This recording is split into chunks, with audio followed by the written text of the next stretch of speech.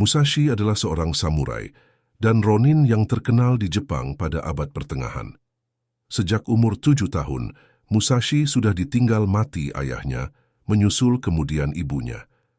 Sejak saat itu, ia diasuh oleh pamannya dan gemar berlatih kendo. Nama aslinya adalah Shinmen Takezo. Beberapa puluh tahun kemudian, masyarakat Jepang menjuluki Musashi dengan sebutan Kensei, sang dewa pedang.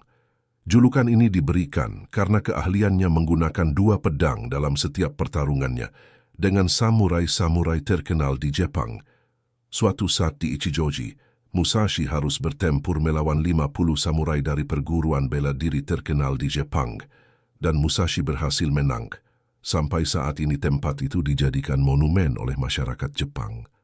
Musashi, sang dewa pedang, tidak hanya mengajarkan teknik dan strategi duel ala samurai, dia juga mengajarkan mentalitas dan cara hidup samurai. Musashi juga menjelaskan pentingnya memahami proses dan melakukan pekerjaan daripada hanya berfokus pada tujuan. Dan inilah cara hidup samurai yang diajarkan Musashi, sang dewa pedang Jepang. Pikirkan sedikit tentang dirimu dan lebih mendalam tentang dunia. Tidak ada hal di luar dirimu yang dapat memungkinkanmu menjadi lebih baik, lebih kuat, lebih kaya, lebih cepat, atau lebih pintar. Semuanya ada di dalam. Semuanya eksis. Jangan mencari apapun di luar dirimu sendiri. Sulit untuk memahami alam semesta jika kamu hanya mempelajari satu planet. Rasakan apa yang tidak dapat dilihat dengan mata. Hari ini adalah kemenangan atas dirimu dari hari kemarin. Besok adalah kemenanganmu atas orang-orang yang lebih rendah. Semua manusia adalah sama kecuali keyakinan mereka pada diri mereka sendiri, terlepas dari apa yang orang lain pikirkan tentang mereka. Seseorang tidak dapat memahami seni yang dia pelajari jika dia hanya mencari hasil akhir tanpa meluangkan waktu untuk menggali secara mendalam alasan pelajaran tersebut. Persepsi kuat dan penglihatan lemah. Dalam strategi, penting untuk melihat hal-hal yang jauh seolah-olah mereka dekat dan mengambil pandangan jarak dari hal-hal yang dekat. Tentukan bahwa hari ini kamu akan mengalahkan diri sendiri dari hari sebelumnya. Besok, kamu akan menang atas mereka yang memiliki keterampilan lebih rendah, dan kemudian kamu akan menang atas mereka yang memiliki keterampilan lebih besar. Dengan semangat terbuka dan tidak terbatas, lihatlah sesuatu dari sudut pandang yang tinggi. Jangan menyesali apa yang telah kamu lakukan. Jangan melakukan apapun yang tidak berguna. Kamu boleh meninggalkan tubuhmu sendiri, tetapi kamu harus menjaga kehormatanmu. Selangkah demi selangkah, berjalan di jalan 1000 mil. Kembangkan penilaian dan pemahaman intuitif untuk segalanya. Berkenalanlah dengan setiap seni. Jangan biarkan dirimu dibimbing oleh perasaan nafsu atau cinta. Saya memilih untuk hidup karena pilihan, bukan karena kebetulan. Meskipun kamu menyerahkan hidupmu, jangan lepaskan kehormatanmu. Jangan biarkan tubuh diseret oleh pikiran atau diseret oleh tubuh. Melampaui cinta dan kesedihan ada untuk kebaikan manusia. Kamu harus mengerti bahwa ada lebih dari satu jalan menuju puncak gunung. Jika kamu mengetahui jalan secara luas, kamu akan melihatnya dalam segala hal. Apa yang aku sebut kekosongan adalah di mana tidak ada yang ada. Ini tentang hal-hal di luar pengetahuan manusia. Tentu saja kekosongan itu tidak ada.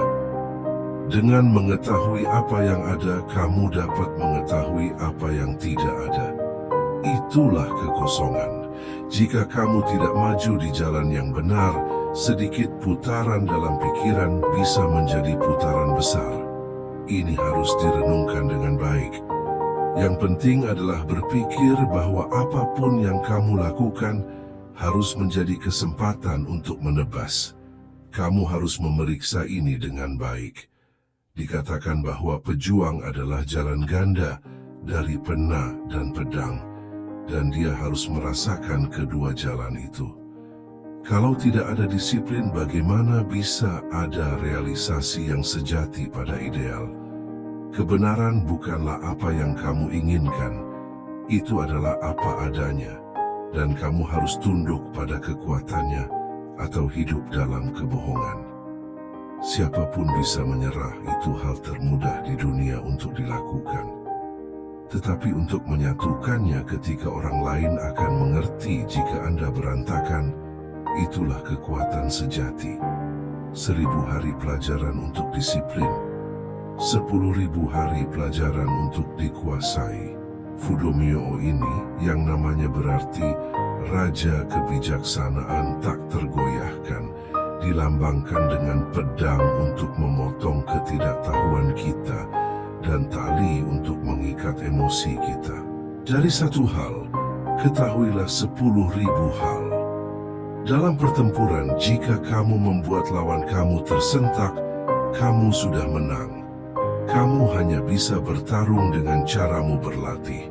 Jika kamu tidak mengendalikan musuh, musuh akan mengendalikanmu. Yang penting dalam strategi adalah menekan tindakan berguna musuh tetapi membiarkan tindakannya yang tidak berguna. Satu-satunya alasan seorang pejuang hidup adalah untuk bertarung, dan satu-satunya alasan seorang pejuang bertarung adalah untuk menang. Untuk menjadi musuh, lihatlah dirimu sebagai musuh dari musuh. Kenali musuhmu, kenali pedangnya. Ketika kamu memutuskan untuk menyerang, tetap tenang dan lari cepat.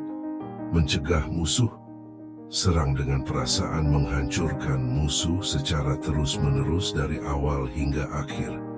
Ketika lawan kamu terburu-buru, Anda harus bertindak sebaliknya dan tetap tenang. Kamu tidak boleh dipengaruhi oleh lawan.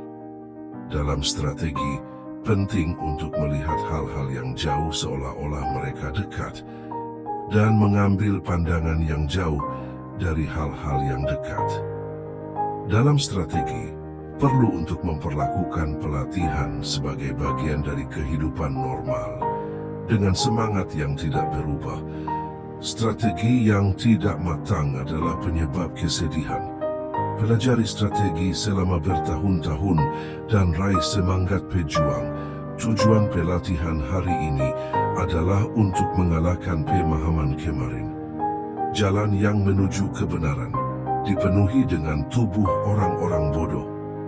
Kamu memenangkan pertempuran dengan mengetahui waktu musuh dan menggunakan waktu yang tidak diharapkan musuh. Pada waktunya, semua hal menguntungkan kamu ketika dirimu mengejarnya dengan hati terbuka. Jika kamu tidak melihat hal-hal dalam skala besar, akan sulit untuk menguasai strategi. Ada banyak cara untuk memahami hal-hal sederhana, tetapi umumnya kebalikannya berlaku untuk ide-ide yang sulit. Ketika kamu menyerang musuh, rohmu harus sampai sejauh menarik pasak dari dinding dan menggunakannya sebagai tombak dan kampak. Tidak baik mengulangi hal yang sama beberapa kali saat melawan musuh.